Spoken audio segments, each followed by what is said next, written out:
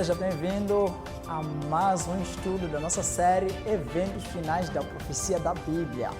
Hoje, antes de começarmos com o nosso programa, eu tenho um presente especial para você. Este kit aqui é um kit que é oferecido de borla para você que se interessa em aprofundar nos estudos bíblicos. É só você acessar o e-mail que vai sair aí na tela. Então, você terá este kit de 20 lições da série A Bíblia Responde. Então, nele você encontrará uma série de perguntas bíblicas e as devidas respostas, ou seja, os devidos versículos onde você encontrará as respostas. Então, você vai pegar sua Bíblia em casa, neste período da quarentena. Então, você vai estudando a Bíblia estando em casa. Qualquer pergunta que você tiver, é só mandar de novo pelo e-mail. E depois disso, vem aí uma parte em que, depois de resolver, então terá que ser recolhida. Essas lições são corrigidas e, no fim de tudo, você será parabenizado por esta lição aqui. Então, se você quiser, é de borla, você não paga nada, é só escrever no e-mail. Então, eu estarei aí pronto para poder direcionar as lições para você. Um bom presente da quarentena. Muito bem, vamos dar continuidade com as nossas lições. E neste momento, nós vamos ter a nossa 11ª lição, que tem como título Fonte da Juventude. Olha, existe uma lenda que é contada de que há muito tempo atrás as pessoas ficaram preocupadas por causa de uma informação difundida que dava conta de que existe no mundo um lugar onde corre um rio e que esse rio é um rio que dá vida, é um rio cujas águas qualquer um que pudesse beber, então teria uma juventude eterna, nunca envelheceria e nunca chegaria a morrer. E fala-se também que muitas pessoas terão ido à procura deste lugar, terão andado pelo mundo à procura deste lugar. Isso é o que a lenda diz. Mas só que, na verdade, o que eles notaram é que não existe nenhum lugar no mundo que seja fonte de vida. Mas a Bíblia fala de um lugar que, na verdade, é uma verdadeira fonte de vida. No livro de Apocalipse, capítulo 22, versículo 1, diz que me mostrou o rio puro da água da vida, claro como cristal, que saía do trono de Deus e do Cordeiro. Olha, a Bíblia aqui mostra que existe sim um lugar onde tem um rio da água da vida, né? E também existe lá uma árvore da vida. Mas para que você possa beber da água desse rio, em primeiro lugar, tem que beber da água do rio da vida aqui na terra. E aí, você pode estar confuso. Como é que vou beber do rio da água da vida na terra se é que não existe tal rio? Bom, este é um dos tópicos que eu gosto muito de estudar com os irmãos e também é uma das formas que eu gosto muito de apresentar esta lição de hoje. É uma lição muito especial.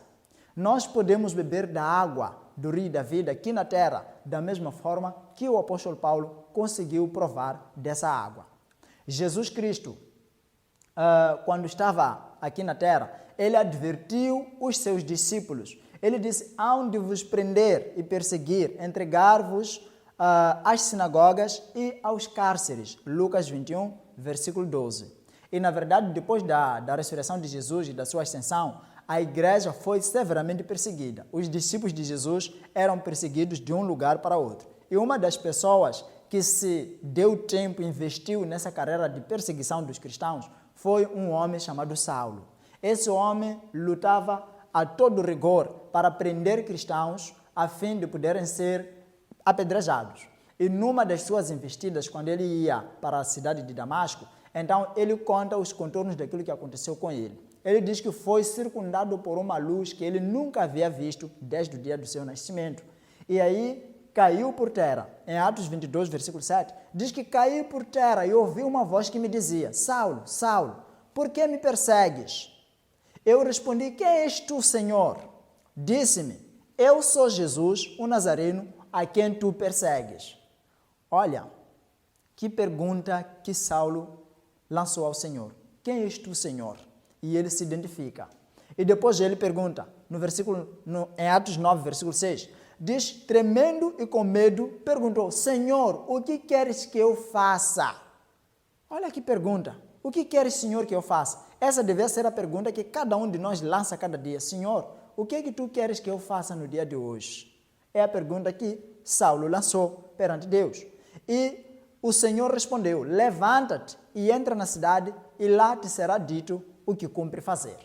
Então, Saulo foi convidado a levantar daí e entrar na cidade para receber a instrução daquilo que ele devia fazer.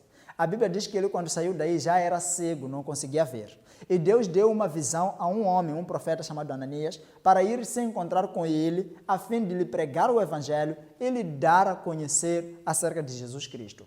E depois de Ananias chegar no local e pregar o Evangelho para Saulo, no livro de Atos 22, versículo 16, é-nos dito: e agora, por que te detens? Levanta-te, seja batizado, lave os teus pecados, invocando o seu nome.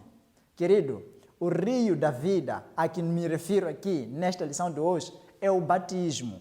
O apóstolo Paulo saiu daí sem esperança, saiu daí tão confuso, porque quando ele perseguiu os cristãos, pensava que estava servindo a Deus. Mas Deus lhe reprovou. E quando ele chegou lá, estava cego, a Bíblia diz que saiu daí e não conseguia ver. Só depois da chegada do Ananias, orar com ele, é quando caíram coisas como que escamas dos seus olhos e começou a ver. Ananias pregou o Evangelho e por fim apelou: olha, por que você está à espera ainda? Por que não se levanta e se batize? E ele, na verdade, se levantou e foi batizado. A partir daquele momento, deixou de ser Saulo, o perseguidor da igreja, e se tornou Paulo, o apóstolo e seguidor de Jesus, o homem que escreveu a maior parte dos livros da Bíblia. Olha, em Mateus 28, versículo 19 e 20, nós encontramos a missão, ou seja, a comissão que Jesus deu aos seus discípulos. Ide e pregai, ide e pregai a todas as nações, batizando-os em nome do Pai, do Filho e do Espírito Santo. Esta foi a ordem que Jesus deu aos seus discípulos. E aí a pergunta é, afinal, qual é a importância do batismo? No livro de Marcos, capítulo 16, versículo 16, é-nos dito o seguinte: quem crer e for batizado será salvo, mas quem não crer será condenado. Então, uma das importâncias do batismo é que é um dos requisitos para a salvação do ser humano. Se a pessoa crer em Jesus e for batizado, será salvo. Mas se a pessoa não crer e, consequentemente, não será batizado, então a mesma pessoa também será condenada. Como deve ser feito o batismo? Algumas pessoas, se nós lançássemos a pergunta como é que se faz o batismo, a 100 pessoas, é muito provável que possamos encontrar também 100 respostas diferentes. Alguns diriam que, olha, nem é necessário o batismo, não é? Outras pessoas dizem que tem que ser feito por aspersão, é feito por aspersão, leva água a aspergir na cabeça da pessoa. Outros ainda dizem que não, o batismo é feito através de a pessoa saltar um pingo de fogo. E quando a pessoa estiver para se batizar, eles acendem fogo e os candidatos ao batismo vêm correndo durante aquele momento do auge da chama. Então eles saltam no meio daquela chama e dizem: olha, teus pecados estão já queimados, você está em novidade de vida. Outros dizem que o batismo é feito pelo derrame da água na cabeça. Conforme nós conseguimos ver e olhamos no mundo cristão aquilo que acontece, existem várias formas de batizar, muitos tipos de batismos, né? Mas a Bíblia, o que diz a respeito? Em Efésios capítulo 4, versículo 5, é-nos dito: um só Senhor, uma só fé, um só batismo. Olha, todas as igrejas cristãs acreditam que só existe um só Deus, um só Senhor. O batismo tem que ser administrado da mesma forma, só se reconhece um único batismo. Aqui, o batismo que se refere, não se enfatiza um número de vezes que a pessoa se batiza, mas enfatiza-se sim o verdadeiro batismo, assim como a Bíblia declara que existem muitos senhores, mas aqui diz que só existe um só Senhor, para dizer que não se trata do número, mas sim trata-se daquele que é o verdadeiro. Só existe um Senhor verdadeiro, uma só fé verdadeira e um só batismo verdadeiro, né? Então, qual é esse batismo verdadeiro? Em Romanos capítulo 6, nós encontramos a descrição do significado e simbolismo do batismo. Capítulo 6, versículo 3 diz o seguinte: ou não sabeis vós que todos quantos fomos batizados em Cristo Jesus, fomos batizados à semelhança de sua morte, a fim de que, assim como Cristo ressuscitou dos mortos pela glória do Pai, assim andemos nós em novidade de vida. Querido, o batismo simboliza um momento em que Cristo morreu, foi sepultado e ressuscitou. Esse é o simbolismo do batismo. E a única forma de batizar que cumpre com todas essas especificações é o batismo por imersão. Afinal de contas, quando a pessoa está ou seja, quando a pessoa vai ao batistério, ou ao rio, ou ao local do batismo, a pessoa se sente condenada pelos seus pecados. Biblicamente, está espiritualmente morta. E quando chega naquele local, como se faz com um morto? Geralmente se sepulta.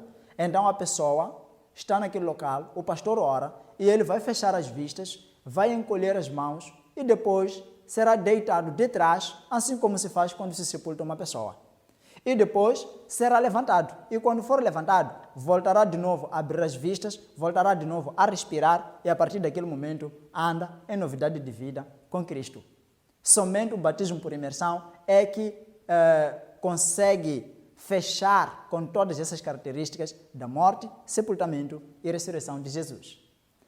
Aliás, a própria palavra batismo não é uma palavra de origem portuguesa, é uma palavra de origem grega, que se diz baptizo, e o significado é mergulhar, é a expressão que eles usam quando se trata, por exemplo, de mergulhar, seja roupa na água ou objetos, copos, ao lavar, eles chamam de baptizo. Então, a palavra batismo quer dizer mergulhar. Então, quando a pessoa diz que estou te batizando, te colocando gotas de água na cabeça, está usando mal o termo, porque batismo é mergulhar. É o mesmo que dizer, eu te mergulho em nome do Pai, do Filho e do Espírito Santo, te colocando algumas gotas de água na cabeça. Olha, se ele usasse o português ou o significado da palavra em português, ou as pessoas poderiam pensar que talvez ele está fora de si ou alguma coisa assim, não é? Então, a pergunta é, e os bebês podem ser batizados? A Bíblia nos mostra o exemplo que nos foi dado. Jesus é o exemplo através do qual nós devemos seguir também no ato do batismo. Em Mateus 3, versículo 13, a Bíblia diz, e veio Jesus da Galileia ter com João no Jordão e foi batizado por ele. Algumas pessoas dizem que Jesus só se batizou no Jordão, mas isso não significa que entrou na água. Jesus pode ter ido parar ao lado do Rio Jordão e João buscar a água, vir lhe batizar fora. Até porque existem até algumas gravuras que dão a impressão de que foi assim. Mas só que o versículo 16 diz que tendo sido batizado, Jesus saiu da água. Agora, se Jesus foi batizado mesmo com a água do copo, então fica uma incógnita saber como é que ele teria entrado no copo a ponto de sair de lá. Então, pelo que se vê, tudo indica que Jesus foi batizado por imersão total, onde tinha água suficiente para ele se mergulhar a ponto de sair de lá. Agora, quais são os passos que a pessoa deve seguir para ser batizado? O primeiro passo é arrepender-se. O que é arrependimento? Sentir culpa pelos seus pecados, sentir-se culpado. A Bíblia, no livro de Atos 2, versículo 37 e 38, conta o episódio no qual Pedro estava pregando para as pessoas que até participaram da crucificação de Jesus e gritavam, crucifique-o. Mas depois Pedro, ele foi pregar e lhes mostrar que aquela pessoa que eles condenavam era o Filho de Deus, o Cristo prometido.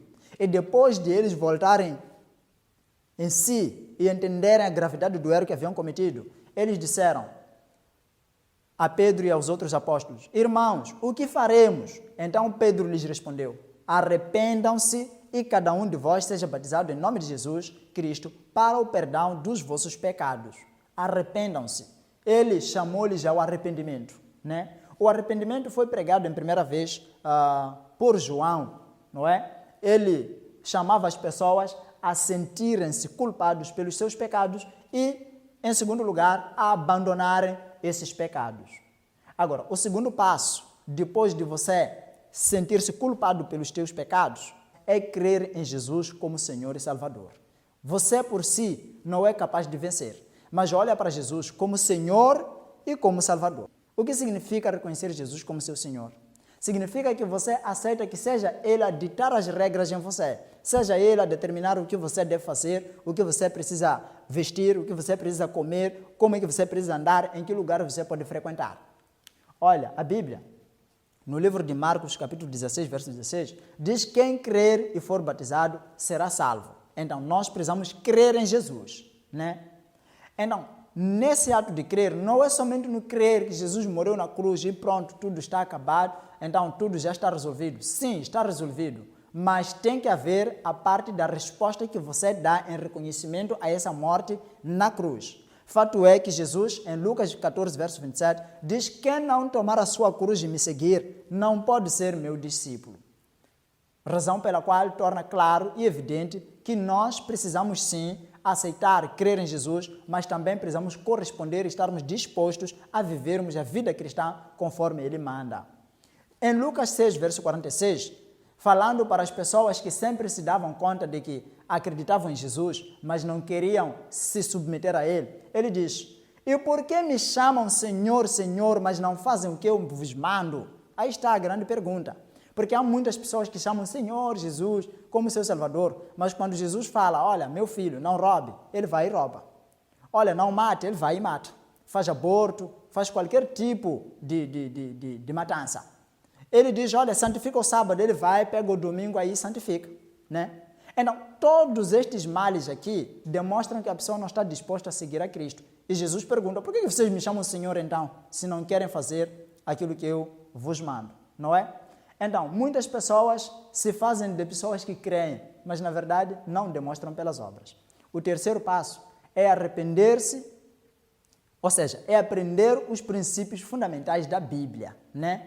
Para a pessoa ser batizada, tem que conhecer os escritos, as escrituras. Jesus, em Mateus 28, 19, diz que ide, portanto, e ensinai a todas as nações e batizando-as, né? Primeiro é ir ensinar, depois é fazer o quê? Batizar. Então, pode a pessoa ser rebatizada? Essa é a pergunta. Claro que pode a pessoa ser rebatizada, por alguns motivos. Primeiro, se tiver sido batizado quando bebê ou se tiver sido batizado por aspersão. Quando bebê, porque não decidiu por si e não sabia nada. Por aspersão, porque isso não é batismo. Em segundo lugar, se for alguém que depois de ser batizado tiver apostatado e de novo desejar voltar para Deus, pode sim ser rebatizado. O terceiro caso é daqueles cristãos que, na verdade, eles estavam numa certa crença, numa certa congregação e descobriram novas verdades e desejam fazer parte do povo que guarda os mandamentos de Deus. Eles sim podem ser batizados, porque o batismo serve sim para o perdão dos pecados e para a limpeza da sujeira.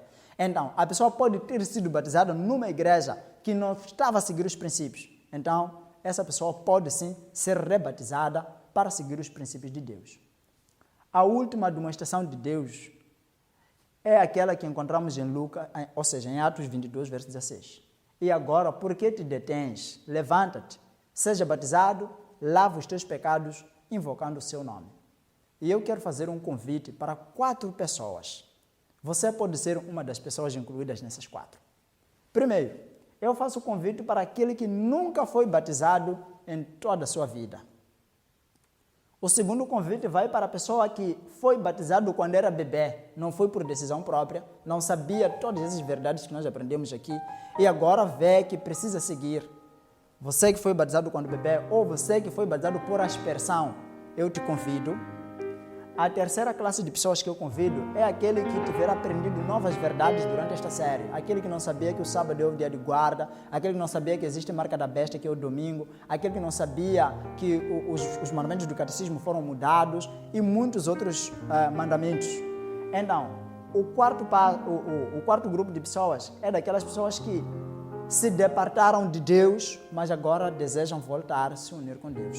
Eu convido essas pessoas. Se você faz parte, eu te convido, meu irmão, minha irmã, para que tome sua decisão e se batize verdadeiramente e siga o rol do povo que segue os mandamentos de Deus e a fé em Jesus. Toma a sua decisão. Jesus está tocando o seu coração. Assista aos outros vídeos também passados, sei que você não acompanhou, para saber como é que chegamos até aqui. Olha, eu vou orar contigo neste momento. Eu quero apresentar a sua decisão a Deus. Enquanto eu oro, você também ora sozinho aí onde você está. Para que Deus possa ter misericórdia de ti e te cuidar até que haja a possibilidade de você ser batizado em seu nome e seguir a sua lei. Vamos orar? Nosso Deus, nosso Pai que está nos céus, te agradecemos, Senhor, por este privilégio que o Senhor nos concede de podermos, Pai, tomarmos a decisão para sermos batizados e tornarmos novas pessoas e andarmos em novidade de vida. Te agradecemos porque o poder vem de Ti. Queremos pedir para que o Senhor toque a vida deste irmão, toque a vida desta irmã. O Senhor sabe o quão longe ela foi, quão longe ele foi. O Senhor sabe o quão enganado ele estava Queremos pedir tão somente que o Senhor possa fazer brilhar a sua luz e permita com que Ele tome sua decisão e possa seguir em frente, Senhor. E que naquele dia que o Senhor voltar, Ele também faça parte do teu reino. Ela também faça parte do teu reino. Te pedimos em nome de Jesus. Amém.